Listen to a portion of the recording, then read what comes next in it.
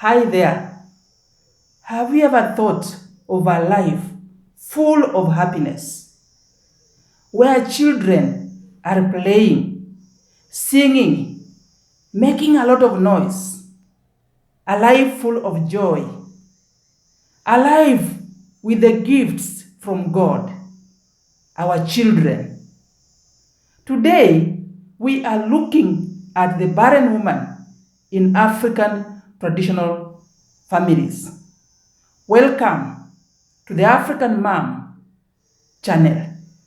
Woe unto you if you are barren in African society.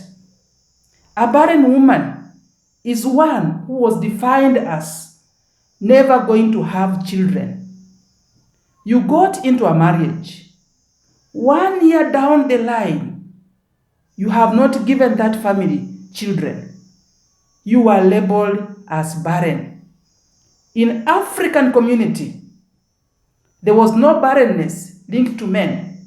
In any family where there were no children, the mistake was put on the woman.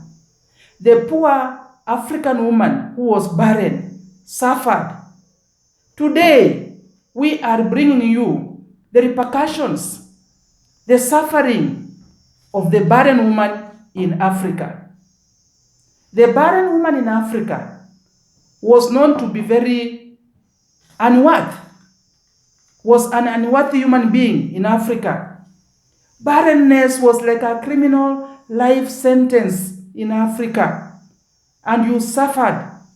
Our barren African sisters were discriminated.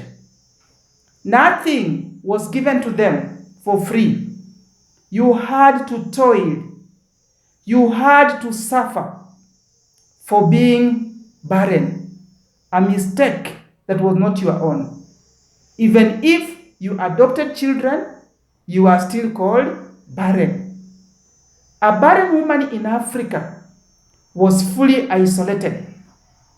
Where there were functions in the family, where there were functions for women, the barren woman was excluded.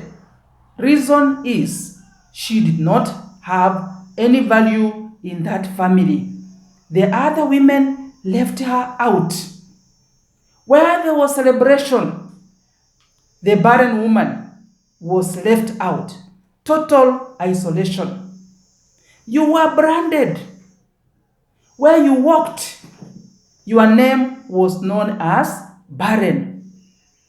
In the family where you came from, your father was abused. Your father was discriminated. Your brothers were discriminated, plus all your relatives.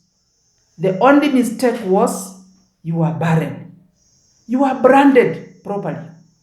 Everywhere you pass, fingers will be pointed at you for being barren.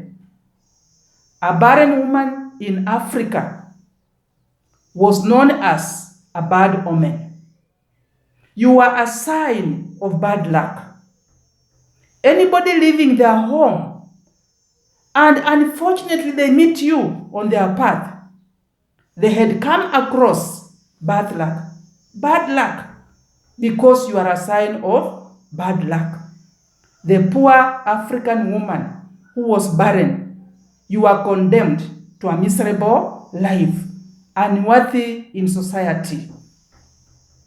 The poor African woman who was barren was the one who was most abused in the family. The husband of the family, if any mistake was in the home, the mistake was put to you. You are the barren person who was to shoulder all the problems. The unworthy one, the one most abused, the one most overworked. You are to work and feed the children of the home where you got married to. You are to work and feed the wives of your husband who are having children. You are to be taken as the laborer in the home because you are unworthy. The poor, barren African woman in our traditional society. You are the slave in that family. a slave for your mother-in-law, a slave for your father-in-law, to buy your freedom to stay in that home. You had to show your worth. And because you were not able to have children to show your worth, then we showed our worth by working hard on the farm, by toiling, by carrying water for everybody, by washing everybody's clothes. You had to show your worth by doing something. And because you were not able to get children, then it was showing your worth by using your legs and your hands to work for them. The poor, barren African woman, you are the slave for everybody. In Africa, a barren woman was treated like a child. You know how children are? You call them, they run. You know how children are? You send them, they run. The poor African woman who was barren was to behave like a child because you were at the mercy of everybody. When they call, you run to them. When they send you, you run. And you could not discriminate. Anybody sending you in that home, you are to run. Your husband was labeled as the husband of the barren woman until that time when they get a wife who can give birth to children. Today we are looking at the plight of the barren women in society. Later on, they were told, you must bring in someone to bear children for you.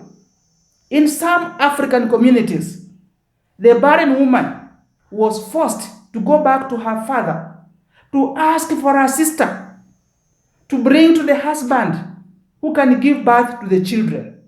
And even as you brought your sister, you knew the sisterhood between you and her is over because she'll have children whom you have to look after. You are to be the slave to this sister of yours who was younger than you.